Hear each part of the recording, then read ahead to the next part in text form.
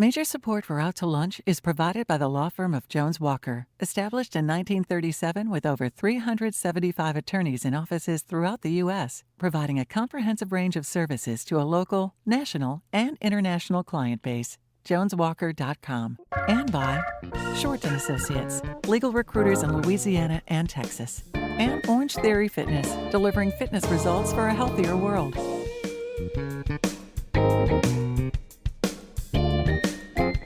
From Mansurs on the Boulevard in Baton Rouge, we're out to lunch with editor of the Baton Rouge Business Report, Stephanie Regal. It's business, Baton Rouge style. Hi, I'm Stephanie Regal. Welcome to Out to Lunch. We spend a lot of time talking about the importance of the economy and economic development to the health of a community like Baton Rouge, and certainly jobs and opportunities are what keep a city growing and humming. But cultural and educational attractions like museums and galleries are increasingly key in attracting young people and what author Richard Florida has called creative class professionals to the market. What does Baton Rouge have to offer, and how are those institutions performing? Joining me to discuss this today is Peter Olson. He's the executive director of the Knock Knock Children's Museum, which opened in July after nearly a decade of planning and fundraising. The Knock Knock Children's Museum was the inspiration of a dedicated group of then young mothers in the city who worked tirelessly to create a truly first-rate educational and entertaining attraction for children in this city.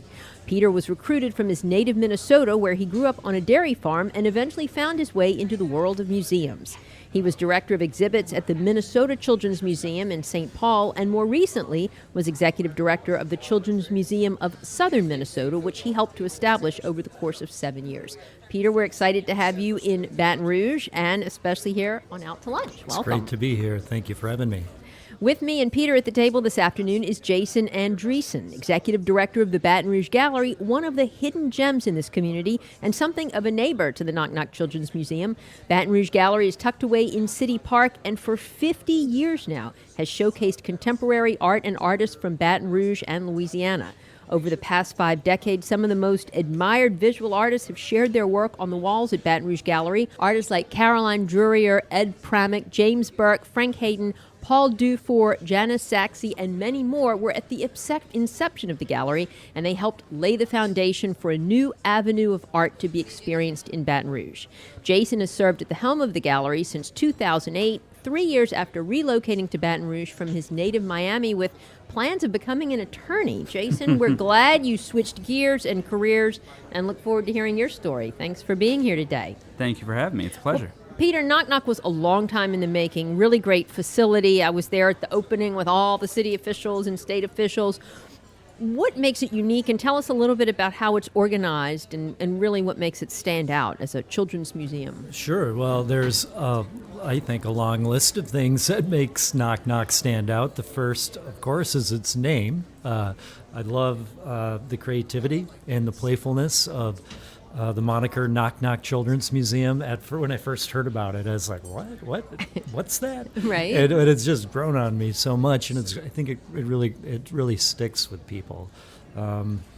So the building, as you know from being there at opening, is on 2 levels, and we have about 14,000 square feet of learning zones, which are hands-on, immersive, really fanciful exhibitions that are just irresistible to children.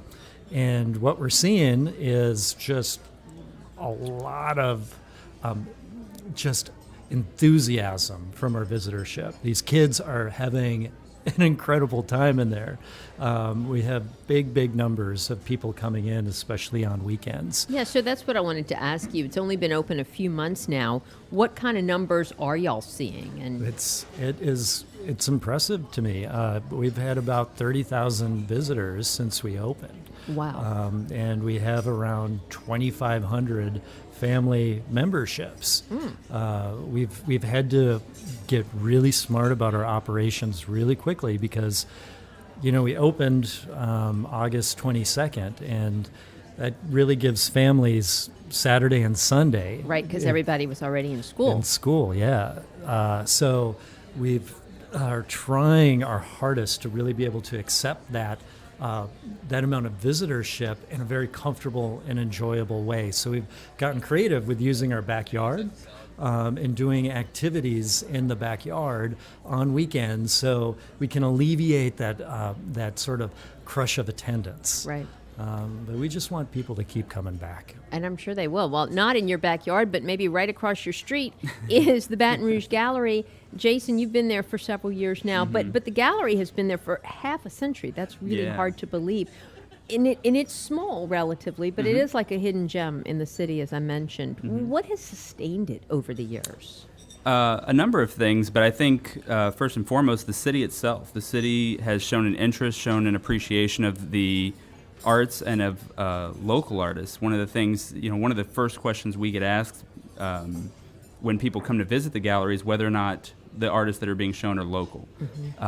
Local matters to people here, and I think it's something that's really exciting and invigorating about the culture here. As you mentioned, I'm originally from Miami, and that wasn't necessarily a question that you would ask when you walked into a gallery in Miami. So I think the support from the community, but also the support of the artists themselves. Yeah. Baton Rouge Gallery is unique in that it is an artist cooperative. It is... So what does that mean exactly? Well, it means it's a fancy way, really, of saying that the artists get to run the show more so than they would in a normal exhibition space or in a museum. They are the only ones who can kick an artist out of the gallery. They're the only ones who can bring an artist into the gallery. Wow. If the staff were to get an idea about an exhibition that they'd like to see or a program they'd like to see, the artists have to sign off on that. So it really gives the public, I think, an interesting look at what quality contemporary local art is from the artist's perspective, as opposed to a single curator or an owner in a commercial gallery. Sure. So it's a unique feature that has allowed the gallery to differentiate itself. Yeah, that's great. I didn't realize that. So if I'm an up-and-coming local artist, which I'm not, you don't have to worry, but and I want it in. Well, maybe you will Could be. I? Could I join, or would I have to Absolutely. be voted in by the other artist members? Well, you can join via the application process that we do on an annual basis. We actually just wrapped up our call to artists, which we do every fall, and we had more artists than any time in my 10 years at the gallery. Over 24 artists applied for artist membership, representing a wide array of media that they work in, subject matter, color palettes, you name it. So it's a really exciting process that we go through every year and gives us the opportunity to introduce new artists to the community or to give artists who the community might be familiar with another opportunity to touch base with the community that they're a part of. And I would guess there's the whole impetus on local and the need for something like that, there just isn't that much. There's nothing else like this, really. And it really in Baton started Rouge. out Is that there? way. No. I mean, there are more places popping up. In the time that I've been with the gallery and even been in Baton Rouge, I think there's been more and more places pop up around Baton Rouge, more opportunities for people to experience art in this city.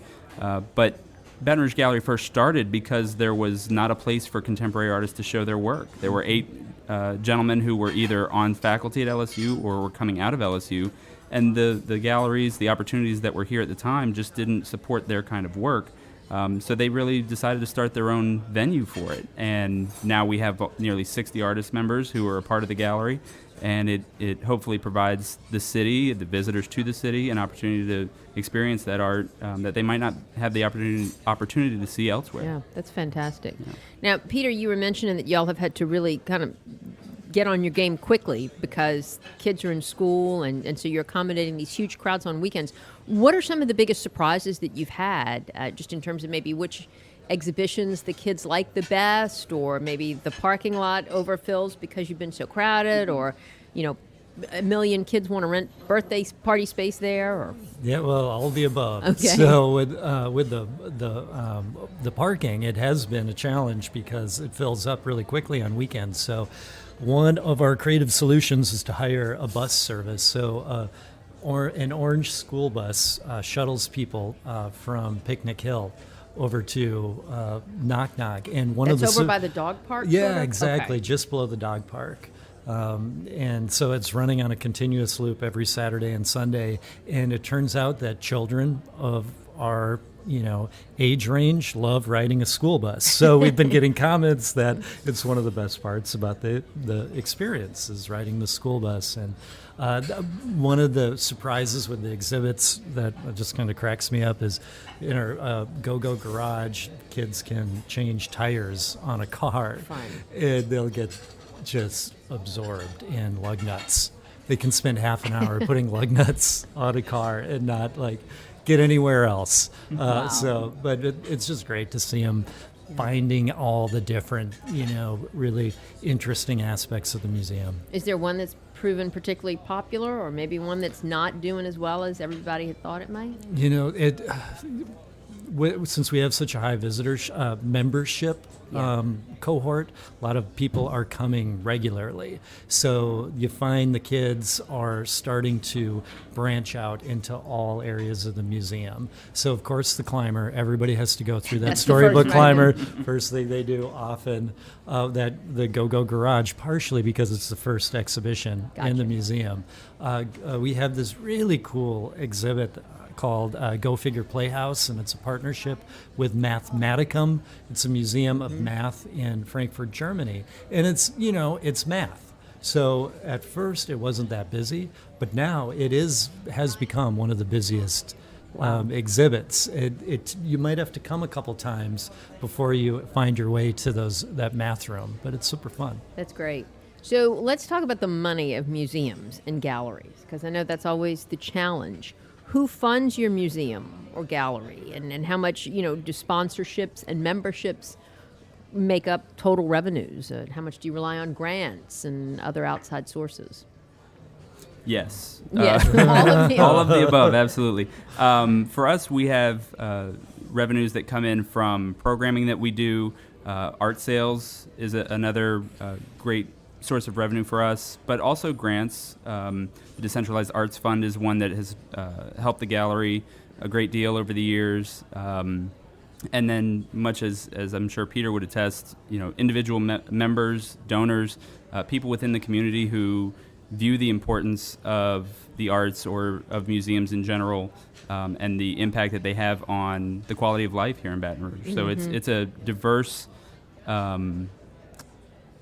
number of revenue streams that we depend on, and hopefully one that we're growing as the years go on. Do the artists have to pay to be in the co-op? They do. They have annual dues of $100 per year. So not much. Not much, but they are, invested in terms of both finances and in terms of, their hand in the programming, the actual offerings that the gallery gives to the community. And then if they sell some of their art at the gallery, y'all get a cut of that. Correct. Yep. Okay. But it is less than they would normally see in a commercial gallery. Gotcha. You're listening to Out to Lunch. I'm Stephanie Riegel. We're talking to Jason Andreasen, Executive Director of the Baton Rouge Gallery, and Peter Olson, Executive Director of the Knock Knock Children's Museum. We'll be right back after this very short break.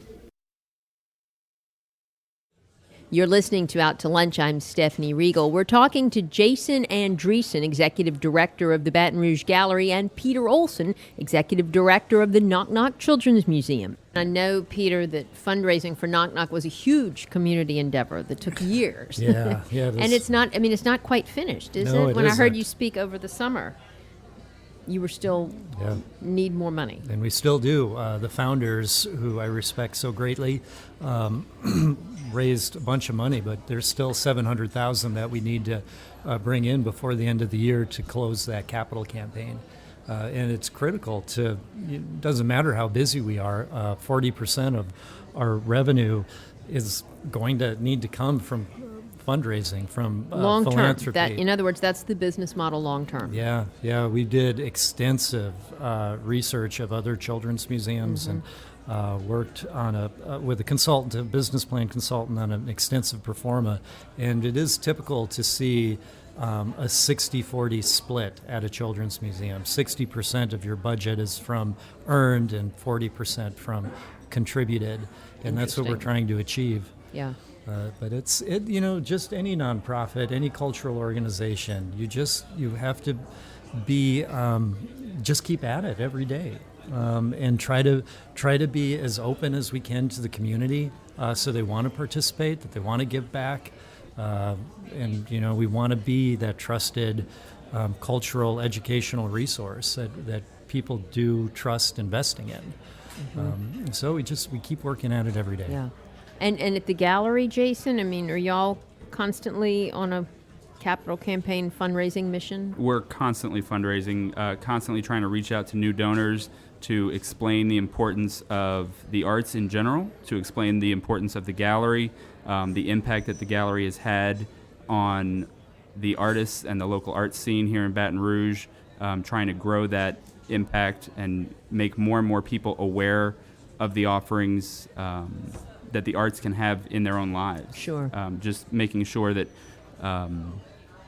more and more people understand how the arts can change the way you see yourself, the way you see your community, the way you see your world, and the more you allow yourself to be exposed to that, the better off not only you, but your community will be. No question. Well, let's take a break from talking about business for just a minute to ask a fun question that we sometimes pose to our guests on this show to get to know them a bit better. We call it Another Great Idea. So maybe you've got a friend like this, someone who's always got a great idea for you.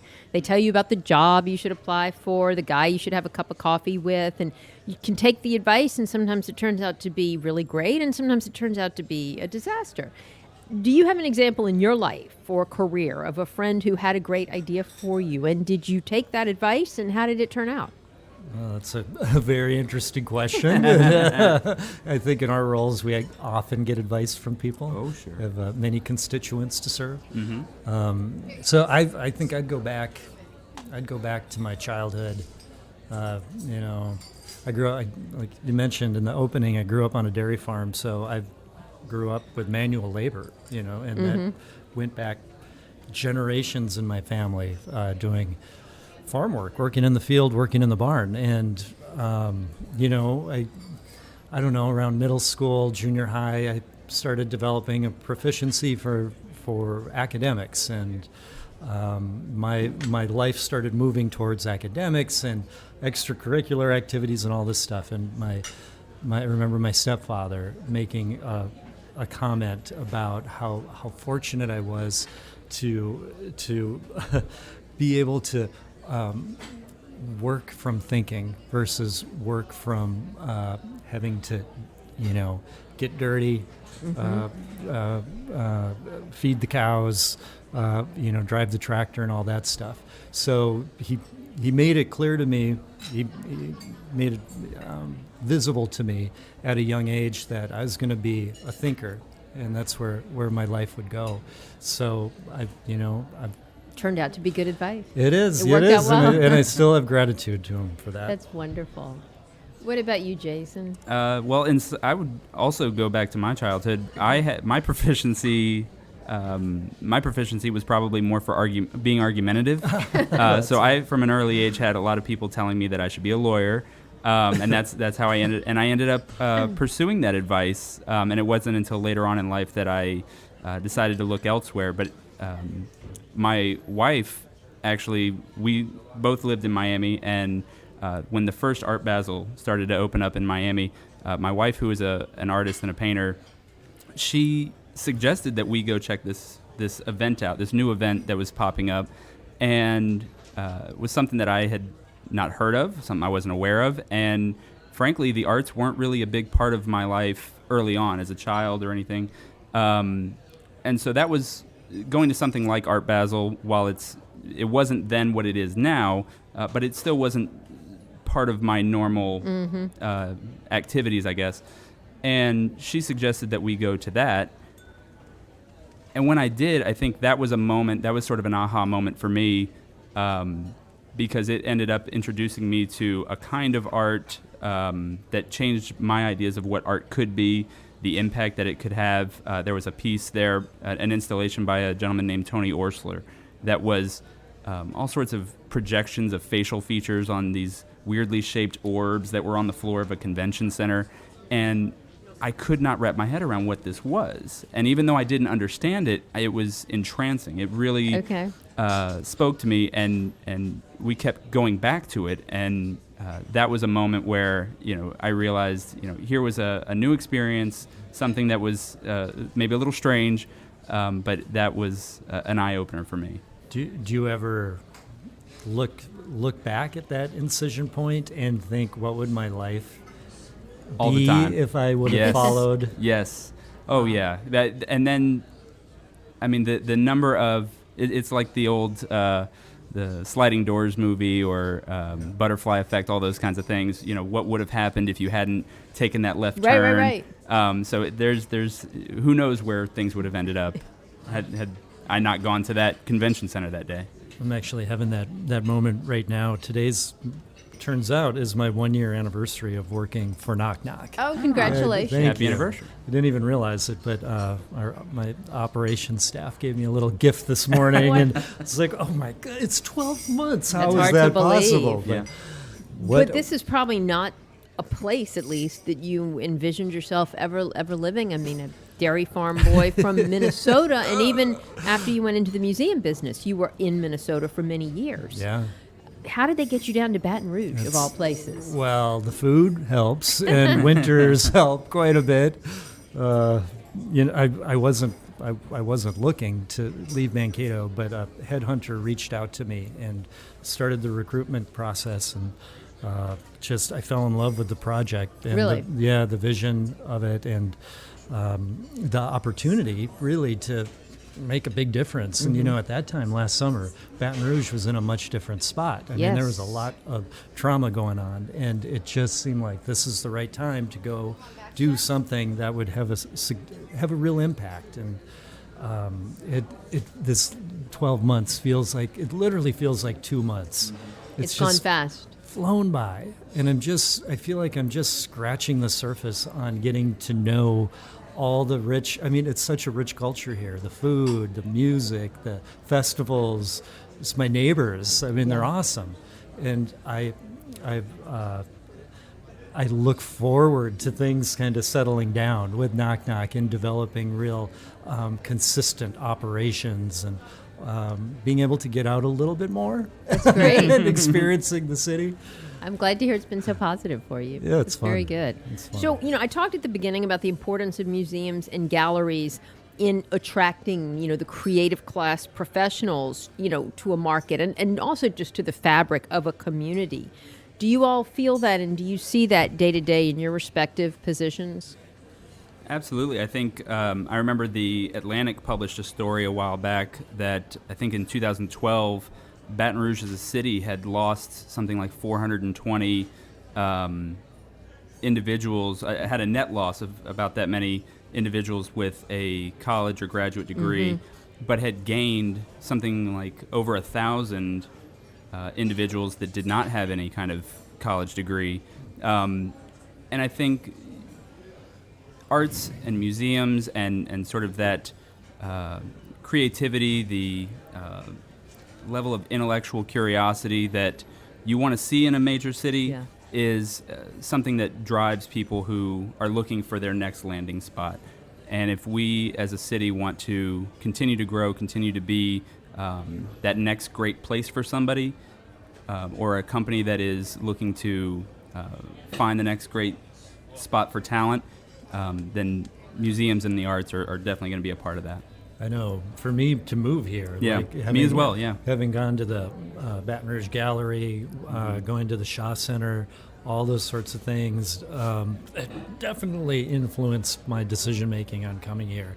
I know with Knock Knock, our current board chair had lived in Indianapolis, and they have the world's biggest children's museum. Indianapolis does. Yeah, it's just Who knew? massive. Yeah. And anyway, she brought their twins there every day in their cold winter, and then they moved down to Baton Rouge, and they're like, well, there's no children's museum. We need a children's museum. I believe that if you're a young family, or you're looking to be a young family, having that children's museum or some sort, and other types of museums at your disposal, it's how you choose to locate nowadays. And I remember from the opening, and I think things that you've said previously, you all really try to market not only to the families that can afford to buy memberships, but to all the children in this community, to make that available, that resource available to the lowest income public school students and the needy children in the community. Does the gallery, Jason, reach out to or market even to make kids aware of art? And do you have educational outreach programs? Absolutely. We do everything we can to bridge the gap between audience and artists, no matter the age, whether we're talking about trying to bring in school groups or trying to bring in groups from assisted living facilities with seniors.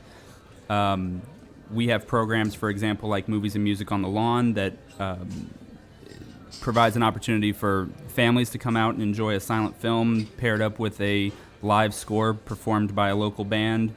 We actually just earlier this year, I think at the beginning of September, had our first kids night for that, where we had that's great. not only films that were geared towards children, but the music that itself was actually done by bands of kids from Baton Rouge Music Studios. So that was a really neat opportunity for us to provide something that really reached out to the younger audiences in Baton Rouge. Yeah, and I think as Jason and I have talked too, this is a great opportunity for us to be able to partner. Well, that was my next question. Yeah. There are opportunities for synergy between your institutions. I think we're really lucky to be with such close proximity in City Park. Obviously, I'm sure Peter would say thank you as well to Breck for their support over the years. The gallery's been in City Park since 1984. As you mentioned, we just had our 50th anniversary last year, but been in City Park and a part of that area for more than 30 years now. And now to have the Children's Museum come and just make that area that much more vibrant is really exciting for us. So. Yeah, we got to keep having lunch and Yeah, we do. brainstorming ideas. Yeah, we do. Well, it's hard to believe, but we're out of time. Peter Olson and Jason Andreasen, y'all are both bringing something very special and important to Baton Rouge, and we're glad to hear your stories, glad to have you here in the community. So thanks for joining me on Out to Lunch. Thank you for having us. Thank you. It's wonderful. My guests today on Out to Lunch have been Peter Olson of the Knock Knock Children's Museum and Jason Andreasen of the Baton Rouge Gallery. You can find out more about the Knock Knock Children's Museum and the Baton Rouge Gallery by following the links on our website. It's batonrouge.la and wrkf.org. The producer of our show is Grant Morris. Our technical producer is Eric Merle. Our associate producer is Peter Raschuti. And our Baton Rouge business consultants are Charlie D'Agostino and Ann Edelman. You can see photos from this show on itsbatonrouge.la and on our Facebook page. These photos are taken by Ken Stewart. You can get the show as a podcast, you can listen to past shows, and you can keep up with us on all kinds of social media by going to our websites, itsbatonrouge.la and wrkf.org. Out to Lunch is a production of INO Broadcasting for itsbatonrouge.la and WRKF 89.3 FM. I'm Stephanie Riegel. Thanks for joining me. I look forward to meeting you again next week around the table here at Mansurs for more business Baton Rouge style on Out to Lunch. Out to Lunch Baton Rouge is recorded live over lunch at Mansurs on the Boulevard in Baton Rouge. Mansurs is open for lunch daily 11 to 2, for dinner nightly, and for brunch on Saturdays and Sundays. Mitchell Foreman wrote and performs all the music on Out to Lunch. You can hear Mitchell's music anywhere great jazz is sold or streamed, and at mitchellforeman.com.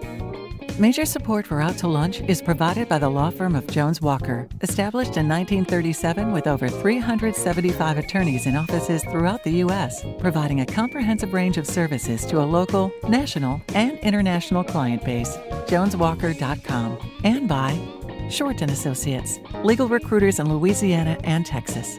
And Orange Theory Fitness, delivering fitness results for a healthier world.